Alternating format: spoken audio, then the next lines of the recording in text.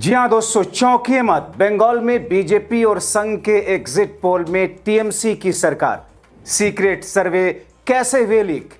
शुभेंदु क्यों जोड़ने लगे ममता बनर्जी के सामने हाथ? क्या बीजेपी अटकी 65 पर, टीएमसी पहुंची 217? स्वागत है आप सभी का। आप देख रहे हैं द राजनीति का विशेष सेगमेंट खबर और विश्लेषण। मैं हूं जबार खान। क्या वाकई बीजेपी के सीक्रेट सर्वे में टीएमसी की सरकार बन रही है? इसीलिए मतगणना से पहले चुनाव आयोग और बीजेपी हताशा में है। आखिर शुभेंदु अधिकारी जो ममता को क्या क्या नहीं बोल रहे थे, वह ममता के सामने हाथ क्यों जोड़ने लगे? आखिर वो शुभेंदु जो ममता को ममता बानो, ममता खाला क्या कुछ नहीं कह रहे थे, हिंदू हिंदू भाई भाई का नारा लगा रहे थे, अब वो ममता जी से अपील क्या करने लगे? क्या 4 मई के दिन सब कुछ पलटने का आभास शुभेंदु को होकर के आने वाले दिनों की खैर खैरियत के लिए अभी से स्थिति बना रहे? दोस्तों, विस्तार से आपको सब कुछ बताते हैं, क्योंकि पल पल चीजें जो बदल रही हैं उसमें भारतीय जनता पार्टी के लिए बंगाल में एक बड़ा झटका है। दोस्तों, बंगाल में 29 मई यानी कि मतदान खत्म होने के बाद 6:30 बजे से जो एग्जिट पोल आए और उस एग्जिट पोल से लेकर 4 मई के आने के बीच और उससे पहले हर घंटे घटनाक्रम बदलता दिख रहा है।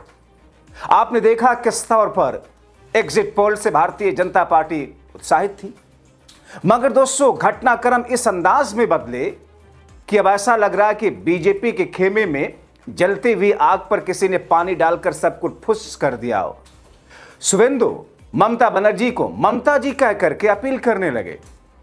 वो कहने लगे कि साहब, चुनाव के बीच में राजनीतिक गर्मा गर्मी में काफी बयानबाजियां हुई, हमने बहुत कुछ कहा, दोनों तरफ से बातें कही गई, उसे दिल पर मत लीजिए, सब भूल जाइए, हमको तो यहीं रहना है। शुभेंदु की बॉडी लैंग्वेज तो ऐसे लग रही है जैसे वो 4 मई के बाद ममता के पास आकर के टीएमसी ज्वाइन करने वाले हैं। क्या ऐसा संभव है?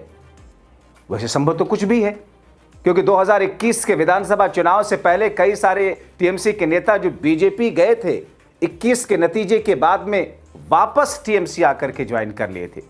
तो क्या है अंदर की बात आपको बताता हूं, मगर उससे पहले आपको सीक्रेट सर्वे के बारे में बताते हैं, जिसको लेकर दावा किया गया है कि यह बीजेपी का अपना सीक्रेट सर्वे है या एग्जिट पोल है।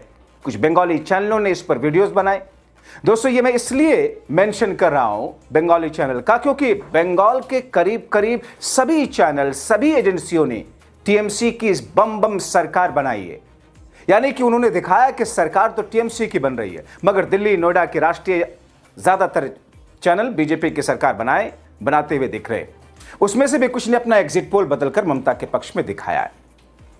अब दोस्तों, सीधे आपको वो बीजेपी वाला सर्वे, एग्जिट पोल, सीक्रेट सर्वे दिखाते हैं।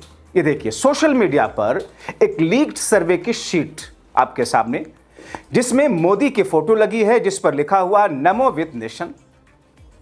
इसे the guys you R G के नाम से एक आईडी से शेयर किया गया है।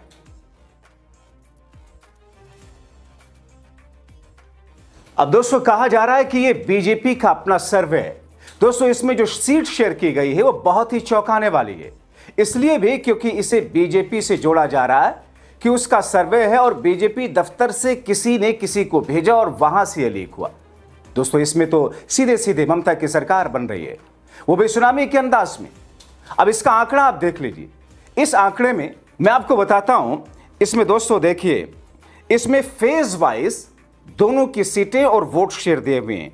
आप देखिए, पहले फेज में, फर्स्ट फेज में टीएमसी के सामने जो सीट दी हुई है, जो सीटें दी हुई हैं, 102 से लेकर के 105 सीटें तक फर्स्ट फेज में। फर्स्ट फेज टीएमसी को 152 सीटों के लिए वोट हुआ था, टीएमसी को 102 से 105 सीटें। और जो जहां तक बात बीजेपी की है, तो बीजेपी की सीटें हैं महज 32 से 36, जबकि ये फर्स्ट फेज ही बीजेपी के लिए 2021 में सबसे ज्यादा सीटें वहीं से आई थी, 59 सीटें वहीं से आई थी बीजेपी को, मगर इस बार 32 से 36। अब आ जाइए सेकंड फेज में। सेकंड फेज में टीएमसी को 115 से 120 सीटें दी है, यानी कि 115 से 120 सीटें सेकंड फेज में, 142 सीटों में से, और भारतीय जनता पार्टी को 25 से 30 सीटें। लेकिन एक चीज है, बीजेपी को 25 से 30 सीटें सेकंड फेज में जो दिया है, पिछली बार 2021 में महज 18 सीटें इसमें आई थी। लेकिन पहले फेज में बीजेपी को 2021 में आई थी 59 सीटें, जबकि इस बार पहले फेज में सिर्फ दिया है कितना, 32 से 34 सीटें। दोस्तों, इस जैसा कि सीक्रेट सर्वे जो लीक दिखाया गया, बाकायदा इसमें दोनों चरणों की सीटों को और वोट शेयर के साथ में डेटा दिया गया है। अब दोस्तों, इस सीक्रेट सर्वे के बारे में मैं न मेरा चैनल पुष्टि कर रहा है, इसकी विश्वसनीयता अधर में है, मगर दोस्तों कई बुद्धिजीवियों ने इसके सपोर्ट में कहा कि ममता को महिलाओं का झोली भर भर करके वोट करना दरअसल, और उनके साथ में मुस्लिमों का 95% इंटैक्ट उनके खाते में वोट आना एक, और दूसरा हिंदू पुरुषों का बहुसंख्यकों में से 35%, 30 से 35% हिंदू पुरुषों का ममता के खाते में वोट जाना दरअसल बीजेपी के इस सर्वे की पुष्टि कर रहा है। अब दोस्तों, इस सर्वे की हकीकत भारतीय जनता पार्टी की तरफ से आधिकारिक तौर पर कोई पुष्टि नहीं की गई, नहीं तो इसको कंडेम किया गया, ना इसे खारिज किया गया अभी तक, जब तक मैं वीडियो कर रहा हूं। तो क्या मैं माना जाए कि बीजेपी का असली ही सर्वे है? दोस्तों, इसी बीच में चुनाव आयोग ने एक डेटा शेयर किया है। वो डेटा मैं आपको दिखाता हूं कि कैसे महिलाओं को, जिन्हें ममता बनर्जी ने 1500 रुपए उनके खाते में डाले, महिलाओं ने बम्पर वोट ममता बनर्जी के लिए किया है, यानी बीजेपी के पास महिलाएं नहीं गई हैं। अब देखिए दोस्तों, चुनाव आयोग ने जो डेटा शेयर किया है उसमें फर्स्ट फेज और सेकंड फेज दोनों का वोट शेयर किया गया है, बाकायदा पुरुषों का और महिलाओं का, और उसके बाद में कंबाइंड फर्स्ट और सेकंड फेज का वोट शेयर किया गया है। देखिए दोस्तों, फर्स्ट फेज में महिलाओं ने करीब करीब 94.5% वोट किया है फर्स्ट फेज में, यानी कि 94.1%।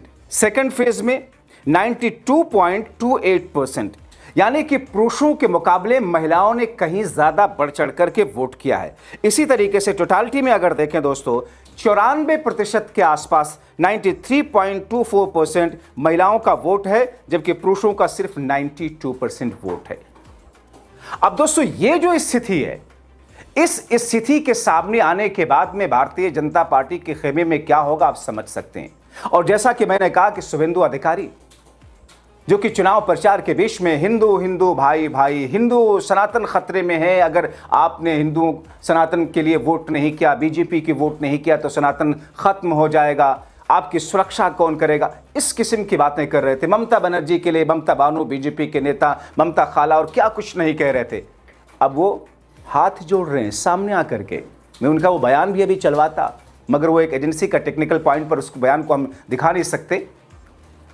मगर दोस्तों, किस तौर पर, किस अंदाज में शुभेंदु अधिकारी ममता बनर्जी के सामने हाथ जोड़ रहे हैं और ये कह रहे हैं कि साहब, चुनाव के बीच में बहुत कुछ होता है, गर्मा गर्मी में लोग बोलते हैं, बोली जाती है बातें, हमने भी बहुत सी बोली, उस चीज को अब ध्यान में देने की जरूरत नहीं है। जाहिर तौर पर ये एक ऐसी स्थिति है जिस स्थिति को लेकर के ममता बनर्जी पहले से आश्वस्त थी।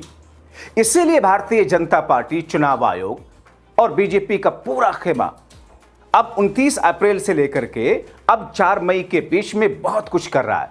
आप स्ट्रांग रूम के बाहर की तस्वीरें देख लीजिए, ममता बनर्जी किस तौर पर वहां पर रक्षा सुरक्षा कर रही हैं, ईवीएम जा रखी हुई हैं, कैसे किस अंदाज में चुनाव आयोग क्या कुछ कर रहा है, केंद्रीय कर्मचारियों को किस तौर पर लगा रहा है। आपको दूसरे शो में विस्तार से इस पर आपको बताते हैं कि कैसे पूरा का पूरा मामला पहले हाई कोर्ट और सुप्रीम कोर्ट पहुंचा दोस्तों। लेकिन इन तमाम चीजों के बीच में बीजेपी के सर्वे में ही अगर भारतीय जनता पार्टी महज 65 से 67 सीटों पर रुक रही है, मतलब 2021 से भी कम पर। आप क्या सोचते हैं? अपने राय कमेंट बॉक्स में जरूर लिखें।